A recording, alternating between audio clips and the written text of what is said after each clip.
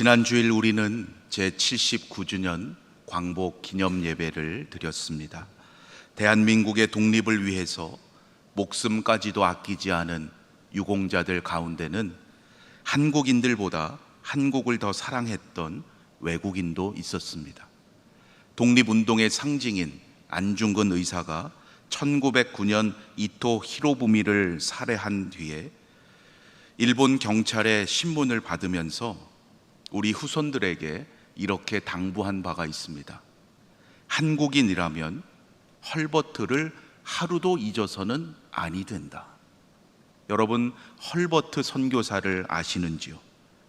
우리 민족의 은인이자 대스승입니다. 안중근 의사가 이처럼 당부한 것처럼 한국 사람이라면 꼭 알아야 할 분인데 우리 감리교인조차도 잘 모르고 있는 것 같아서 안타까운 마음에 잠시 소개합니다.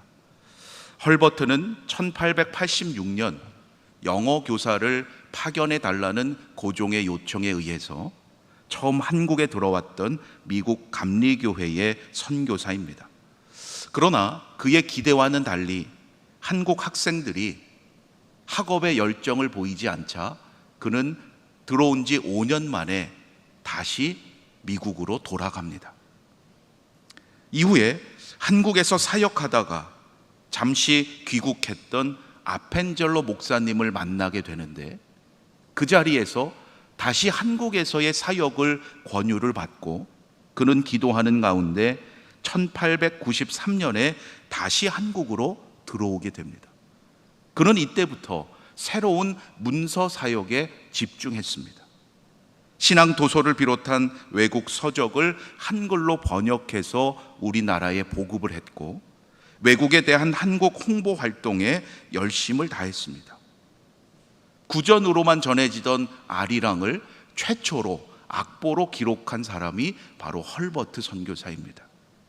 한글의 우수성도 알아보고 한글 보급과 발전에도 지대한 영향을 미쳤습니다. 심지어는 중국에 한글을 사용할 것을 권유하기까지도 했다는 유명한 일화도 있습니다. 이러한 활동을 통해서 그는 고종의 두터운 신임을 얻게 되었고 최측근의 자리에서 정치와 외교의 자문 역할을 감당하게 됩니다. 헐버트는 조선이 가장 약해졌던 시기에도 줄곧 자주 독립운동을 적극 지원했습니다. 가장 대표적으로 알려진 그의 역할이 소위 제4의 밀사이죠.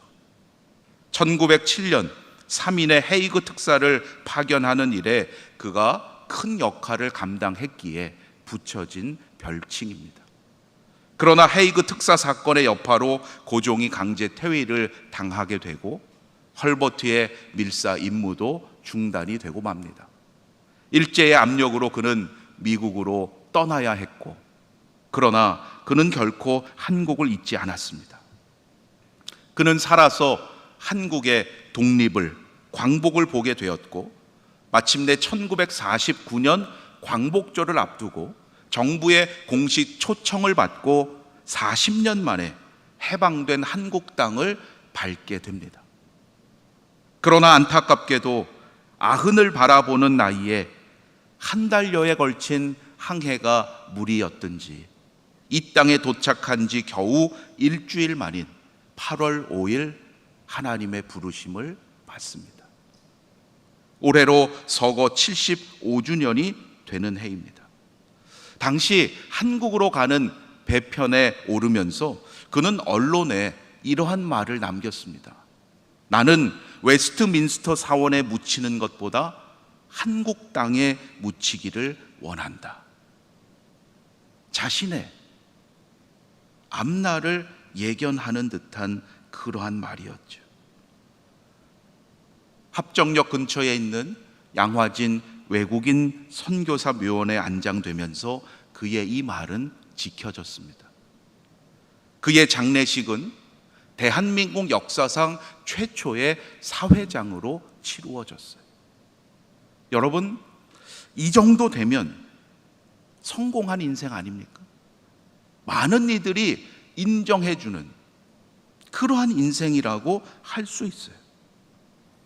그러나 역사는 참 아이러니합니다. 그의 묘비명은 서거 50주년이 되는 해까지 비어 있었어요. 헐버트 박사의 묘, 이 7글자가 그의 묘비에 기록되기까지 50년이 걸린 거예요. 그게 우리나라 민족의 역사입니다.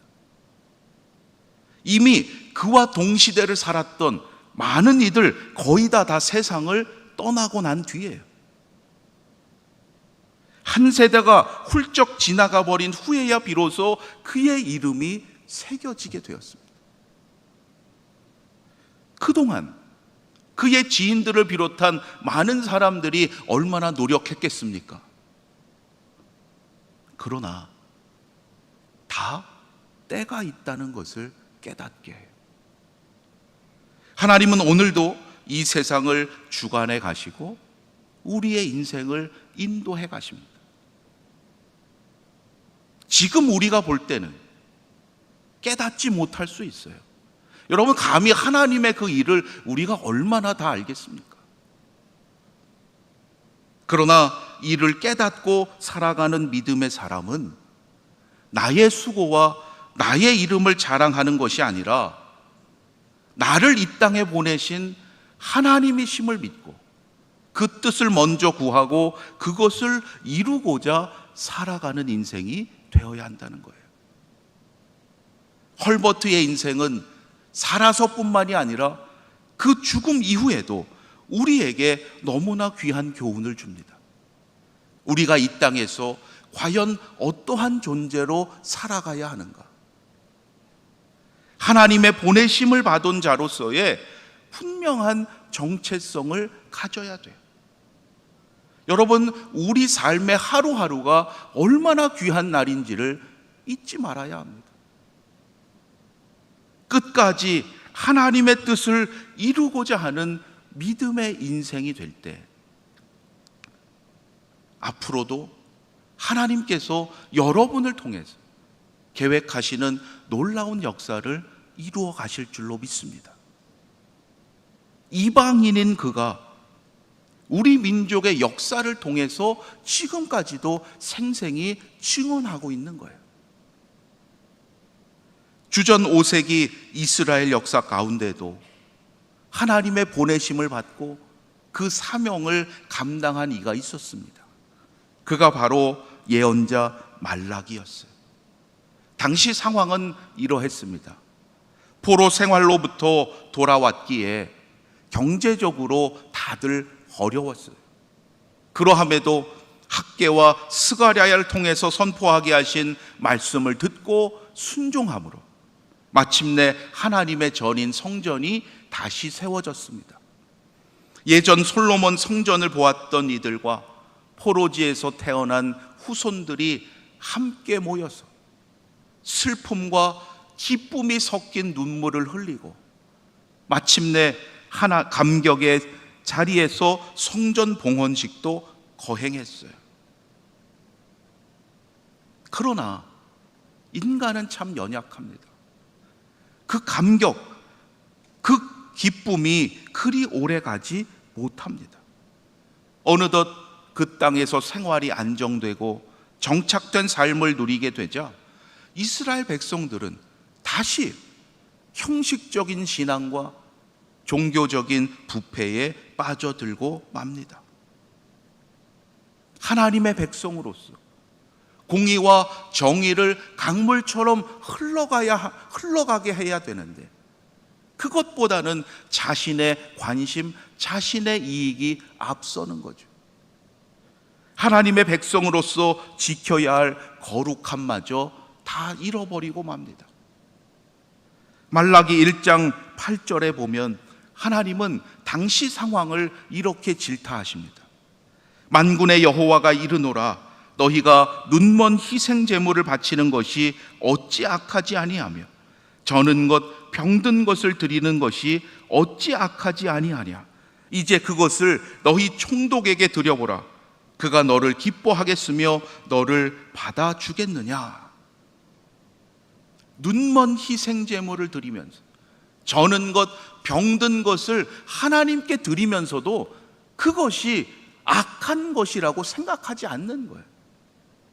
말씀에 따라서 신앙을 지도하고 이끌어야 할 제사장들조차도 백성들이 그렇게 가져온 흠이 너무나 많은 제물을 그냥 하나님께 드리는 거예요. 본래 흠 없는 것만 제물로 드릴 수가 있었죠. 그러나 이렇게 된 데에는 분명 그들이 해서는 안 되는 부당한 일들이 계속되고 있었다는 겁니다. 인간인 총독도 받을 수 없는 것을 감히 하나님께 드리고 있음을 질타하시는 거예요. 눈에 보이지 않는다고 어느새 하나님을 업신여기기까지 그들은 교만하게 되었습니다. 하나님의 말씀을 무시하고 사람의 눈만 피하면 된다고 여겼던 거예요. 여러분, 하나님께서 예배자인 우리에게 진정 원하시는 것이 무엇이겠습니까? 왜 그들에게 흠 없는 것만 바치도록 하셨을까요? 흠이 있는지 없는지 제물을 드리려는 자가 하나님께 나아가기 전에 하나님께 드릴 그 제물을 준비하는 그 과정과 정성을 하나님은 원하신다는 거죠. 하나님이 원하시는 것은 단지 많은 제물이나 값비싼 제물이 아닙니다. 소나 양을 드리기 어려운 상황의 이들을 위해서 하나님은 소와 양 대신에 비둘기를 드릴 수 있도록까지 배려해 주신 하나님이에요. 그러나 그들은 하나님이 원하시는 흠이 없고 깨끗한 제물을 준비하는 그 과정과 정성에는 관심이 없고 그저 습관적으로 와서 사람들에게 보이는 외적인 종교 행위만 반복하고 있었을 뿐입니다. 그러니 이미 제물로서의 가치가 없는 그것을 하나님께서 어찌 기뻐 받으셨겠습니까?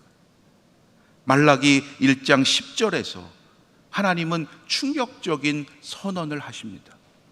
너희가 내 제단 위에 헛되이 불사르지 못하게 하기 위하여 너희 중에 성전 문을 닫을 자가 있었으면 좋겠도다. 내가 너희를 기뻐하지 아니하며 너희가 손으로 드리는 것을 받지도 아니하리라. 오죽하면 차라리 성전 문을 닫는 자가 있기를 탄식하시는 거예요.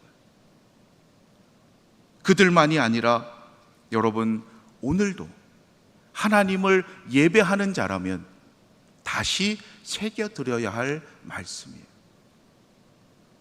예배의 주인은 하나님이심을 잊지 말아야 합니다. 주인이신 하나님께서 받으셔야 그것이 예물이 되고 예배가 되는 거예요.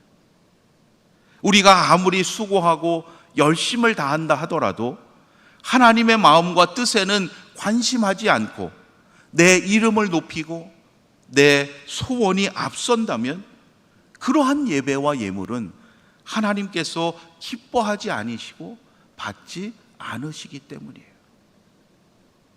말라기만이 아니라 예언자 아모스와 호세아는 앞서 이보다 한 걸음 더 나아가서 이처럼 하나님께서 받지 않는 제물, 그러한 예배를 드리는 것을 죄라고까지 선언했어요.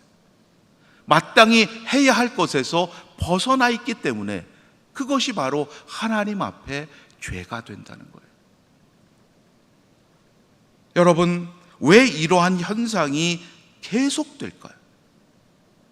오늘의 말씀인 말라기가 구약의 마지막 책인데요, 구약에 기록된 이스라엘의 역사를 여러분 한번 생각해 보십시오. 처음부터 끝까지 이러한 현상이 계속 반복됩니다.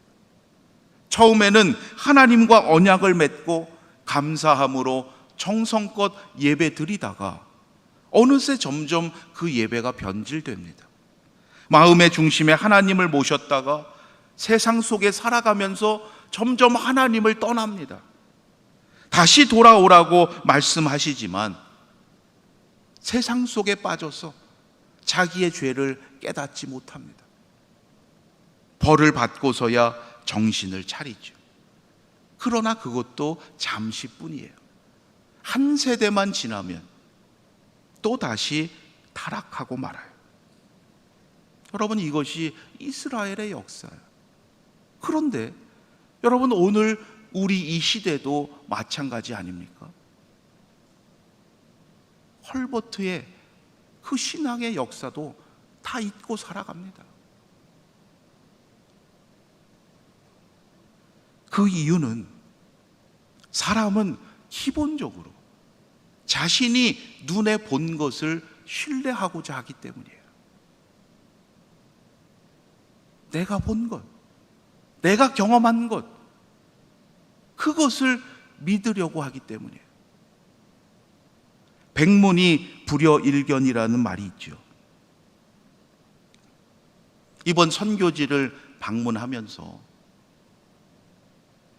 역시 그 말에 공감하게 돼요. 가장 좋은 선교는 선교지를 방문하는 것이다라는 말이 있어요. 가봐야 제대로 아는 것이 사실이에요. 그러나 여러분, 믿음의 사람은 보는 것에만 머물러 있어서는 안 돼요. 2박 3일의 짧은 일정이었습니다. 아유, 이렇게까지 가야 되나 생각할 수 있는데요. 여러분, 그 기간이 문제가 아니라 하나님께서 보게 하시는 것, 지금 그 모습만이 아니라 앞으로 행하실 하나님의 비전을 보게 하신다는 거예요. 그 짧은 기간에 20여 년의 몽골의 그 사역에서 하나님께서 열매 맺게 하시는 놀라운 역사가 있었어요. 그러나 우리는 여전히 내 눈으로 보고 확인한 것만을 인정하려고 합니다. 그래서 세상의 모든 종교는요, 사람이 볼 수 있는 신상을 가지고 있어요. 그게 종교의 특징이에요. 그런데 기독교는 이와 다르죠. 하나님은 모든 종류의 우상을 만들지 말라고 하셨을 뿐만이 아니라 하나님 자신의 형상도 만들지 말라고 하셨어요. 눈에 보이지 않는 하나님을 인정하고 예배하며 사랑하는 것이 기독교의 신앙입니다. 기독교의 신앙은 눈에 보이는 신상을 보고 하나님을 믿는 것이 아니에요. 말씀을 통해서 보이지 않는 하나님을 믿고 순종하는 것이 기독교의 신앙입니다. 그래서 어려워요. 시작이 어렵습니다. 처음에 뭔가 확실히 보여줄 수 있는 것을 딱 제시하고 설명하면 얼마나 좋겠습니까? 제가 이번에 몽골 주심교회를 방문하면서도 다시 한번 느꼈어요. 수요일 저녁에 지역 주민들을 초청해서 전도 잔치를 열고 함께 예배를 드렸습니다. 제가 말씀을 전했는데요, 믿음이 없는 이들에게 설교하는 것이 제일 어렵습니다. 뭔가 눈에 보이는 것을 한번 보여주고 설명해 주면 참 좋겠는데, 그런데 우리에게는 하나님의 존재를 설명하기 위한 신상이 없잖아요. 그나마 십자가를 통해서 하나님이 어떠한 분이시고 하나님의 사랑이 어떠한 것인지를 설명할 수 있다는 것이 얼마나 감사하던지. 그런데 말라기가 하나님의 보내심을 받았던 이 구약의 시대에는 십자가도 없었어요. 왜? 눈에 보이는 하나님의 신상을 절대 만들지 말라고 했는가? 보고 믿는 신앙은 눈에 보이는 차원을 넘어서지 못하기 때문이에요. 기독교는 눈에 보이는 신상을 통해서 신앙을 가지는 것이 아닙니다. 말씀과 기도를 통해서 눈에 보이지 않는 하나님을 믿고 하나님과 소통하는 신앙의 사람이 되어야 하고, 그러할 때 눈에 보이는 차원을 넘어서는 영적인 믿음의 사람이 될 수 있기 때문이에요. 기독교의 신앙생활은 바로 이것을 날마다 훈련하며 성장해가는 과정입니다. 여러분, 잠시만 말씀과 기도를 떠나면 그 믿음이 흔들리게 되어 있어요. 이 거룩한 영적인 과정을 여러분 귀히 여기시고 하루하루 최선을 다하시기를 바랍니다. 그러할 때 구약의 말라기처럼 진정 하나님이 기뻐하시는 예배와 삶을 위해서 오늘 이 시대에 귀히 쓰임받는 믿음의 삶이 되게 하실 줄로 믿습니다.